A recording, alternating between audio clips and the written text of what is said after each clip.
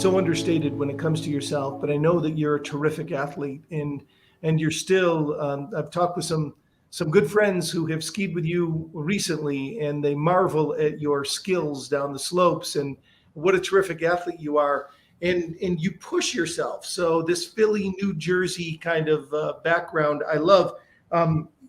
You, what inspired you? I know that you took a bike trip when you went from, I think, was it Portland, Maine to Portland, Oregon. You biked there. Maybe it was the reverse, but you biked across the entire country. I mean, that takes some grit and some edge. Tell us a little bit about that trip and why you did it.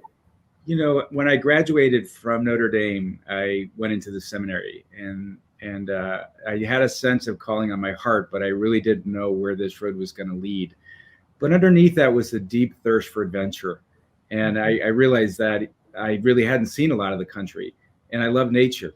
But with that spirit of adventure, a friend of mine and I, who I was in the seminary with at Langlois, we basically dipped our tires into the ocean in Portland, Maine, and we biked all the way to the other side to Portland, Oregon.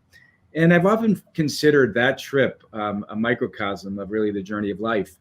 Our life really begins at birth, in the waters of birth and in baptism, and they end at death when the priest sprinkles a casket and remembers where we started.